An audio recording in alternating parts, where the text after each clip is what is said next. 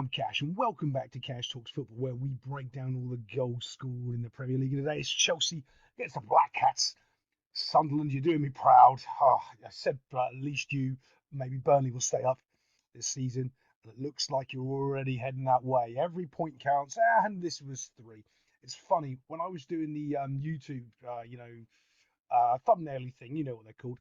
I put 2-1 in to because it was 1-1 at the time, and I put 2-1 in for Sunderland. And the next thing I knew, Sunderland scored. A bits to go over as well, but I'm going to show you some of the awful decision making in the Premier League. A lot of these players are not very good football players. What does that mean? Okay, are they technically gifted? Yeah, they're brilliant on the ball. Are they great athletes? Yeah, but actually understanding sort of any basics of football, they don't have, and especially the coaching staff. Now, first off, he's got his arm up. Normally, in the next 5 seconds, someone's going to score a goal, and they just kind of don't hear. Now, this is one of the stupidest things I've seen. Like, if you were doing this under 14s, you'd be getting screamed at, right? So you've got 2 players. You've got 1 football. You've got 1 player. Both players cannot go and press this ball here when you've got 2 players for him to simply pass the ball back to. Okay? So let me just move it on just a little. Okay. Look at how close these 2 morons are next to each other, right? You do not need to get anywhere near him because you can see the overlap, you can see there. So what do? You split the difference, you're right there. So when this ball is played, you can go that way. If he plays him on the overlap, you can go that way, and you can shut him down or cover because maybe he goes on the overlap. You can tell him to, right? This is basic 2v1 defending. It's very, very simple. One of the things that, as you probably well know if you've been on the channel before, with all my coaching experience, you run these sessions every 4 weeks, okay? So you're always running defensive sessions every 4 weeks so everyone doesn't make mistakes, or if they don't know it or they weren't, like, to keep your team making sure they're making the right decisions. This is awful. I mean, so then what ends up happening is, guess what? You've got a player, look, he can see the danger. For some reason, now he's sprinting from the other side of the field because these 2 clowns don't know what they're doing. Now, you've got both of these 2 pressuring the ball, and he just plays it straight back and whips the cross in. Now, wasn't a goal, but I'm just trying to point out the absolute idiocracy of the way that these teams are trying to sort of defend a set play here or come out and pressure the ball. They just don't know what they're doing. They're over pressuring. The players, there's 2 players always pressuring the ball, and there should only be 1, opening up the space for someone just to tear you apart with simple passes. And when the cross comes in, this should have been a finish.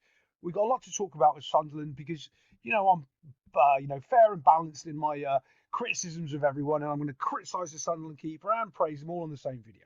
Let's move it. I'm going to lose the ball in transition here in the middle of the field, and I want you to watch a couple of little things. Player here, yeah, there's spacing behind. You're caught in the transition, right?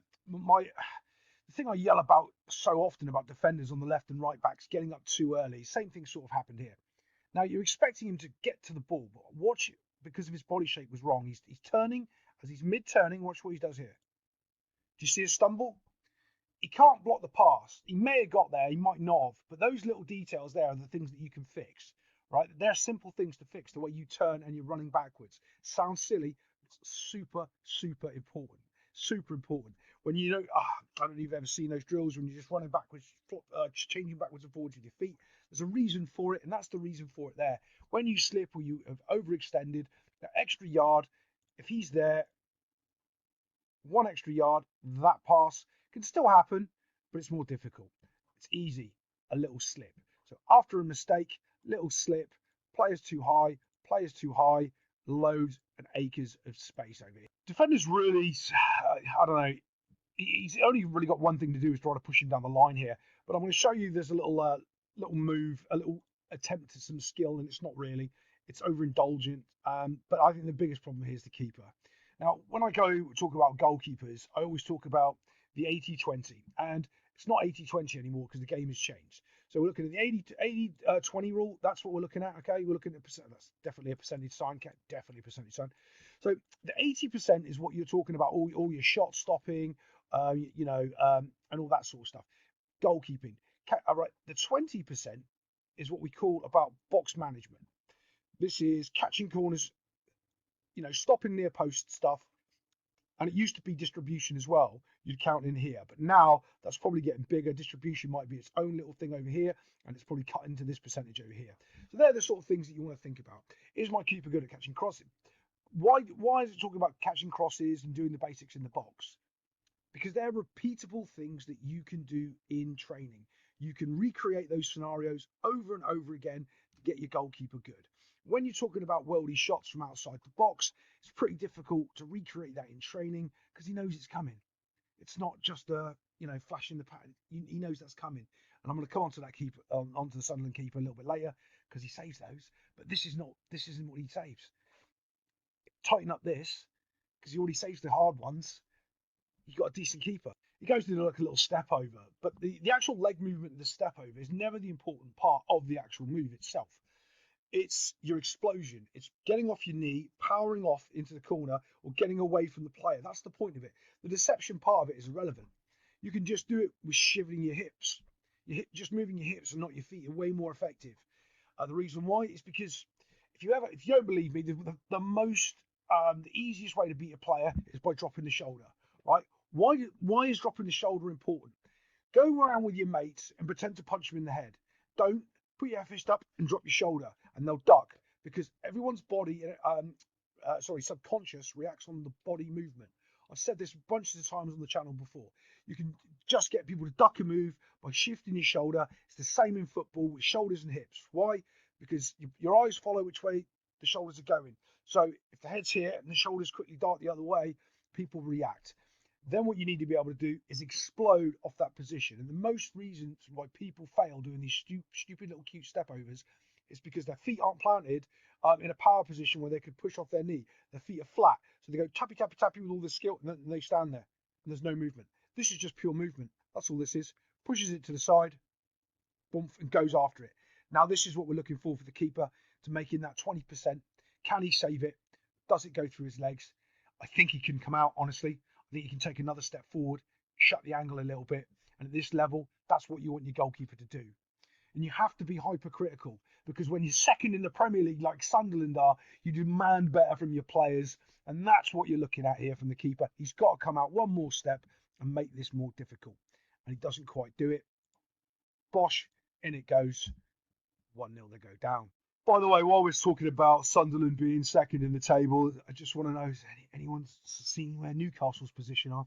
Newcastle, I told you Sunderland are going to beat you home and away this year. It's going to happen. It's going to happen.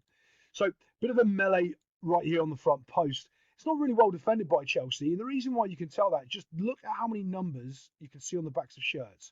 What does that mean? That means their players are facing that way and not that way. It's one of those simple things where you can go, you know what, we're not goal side, we're not doing the job properly, we can't press out as a line because half of our players are running into the goal and the other half of the players are running out to the goal. I do like this though. They've got one player trying to pick up the scraps on these second balls. That's so important. But you've got another player right here and he's first to it and he knocks it in. After he's knocked it into the melee, I'm going to show you on the reverse angle because it's much clearer here that because all the body shape of the Chelsea players, and that's because the Sunderland players are making them defend properly, and they don't like that. They're having a little bit of a tantrum, doing something different. Now, what that's enabled, what that's made Chelsea do is you can see right here. I'm going to show you on the other angle in a second. As a player stayed on the line. Chelsea can't push out because of the way that they're defended this little melee box here. So if they had, all these players would have been offside and this wouldn't be a goal. Let me show you from the other end. So you can tell right here, look, he's on the half turn. These guys are just starting to turn and run away. But that isn't the player we're worried about. There's one back here on the post, okay? There he is. Blah, blah. And if he's actually done his job properly, 1, 2, 3 are offside, but they're not. Because of the way Sunderland have made them deal with that on the front post. And that their team, like Chelsea's got no sort of cohesion about how to try to get out as one unit. I don't know if anyone's told him, but he can't use his hands, right? So I don't know why he's staying back there like that. At this point, he's got to be getting out. He doesn't. As soon as that first headed flick has gone into no man's land, as I call it, or the second ball area, he has to be pushing forward because he has to be trying to get these players offside. But because of that melee there from Sunderland and Chelsea messing up everything, it's put him back, and he hasn't been able to get out. Now it's just a case of, can you flick it? Yes, you can. He gets himself a goal. Keeper, again, probably, I don't know. These ones are hard for me with keepers because they're so quick and it's so fast inside the box. I just expect better of them. But let's move it on to a winning goal. Oh, before we do though, as we're fair and balanced here, call it as you see it. I want to show a great volley here. Keeper though, right body shape. He's tracked the ball. He's in the right areas. He's not diving. He just needs to stand strong, and he does. And it isn't because like the reason he gets to do this is because he's done all the right things before the ball's here. He's tracked the ball across. He's got there. He doesn't have to dive. Doesn't have to move. All he has to do is stand there.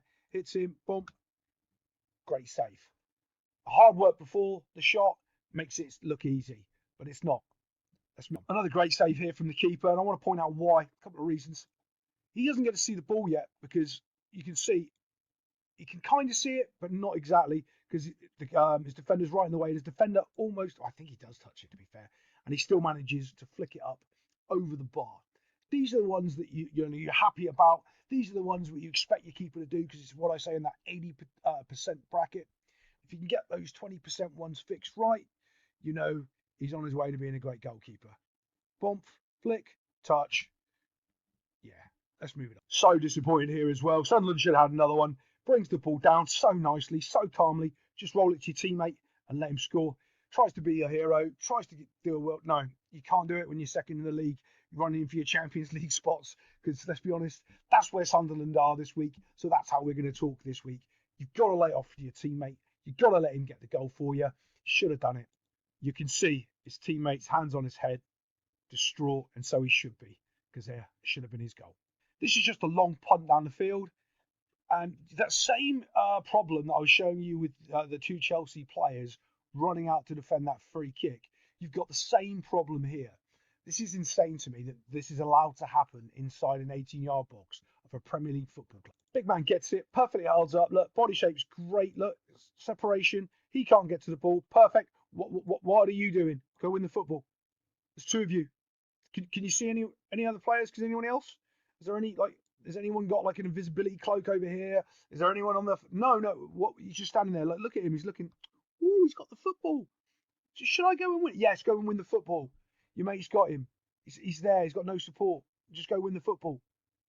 But this is the point. They don't understand when two should press, one should. They have no idea. Just go win the football. He's got him. Go get. We'll move it on a second, and there's still no players coming. I mean, it's like he holds the ball up for a good 5 seconds inside the Chelsea box. The support's nowhere to be seen. They're running for miles away. It's like, how long are you going to let it? The keeper can run and pick it up. Like, what are you doing? Finally, here come the cavalry, and actually, this is a bad pass. I think he's trying to play it, and he scuffs it. But thankfully, there's a second runner coming in. Tees him up, and this is just a good finish. I mean, this is on the ground, into the corner, rolled in with perfection. Talking about keepers that should be saving a shot, he should be saving this shot. There's not enough power in it, but the accuracy's there, and it is just rolled it into the corner. Oof. Yeah, sit down, goalkeeper. But the fact you can hold the ball up for so long inside the 18-yard box, to me, is absolutely incredible. Sunderland on the rise. Has anyone seen Newcastle on the league table? No, we haven't. I'll see you next time on Cash Talks Football.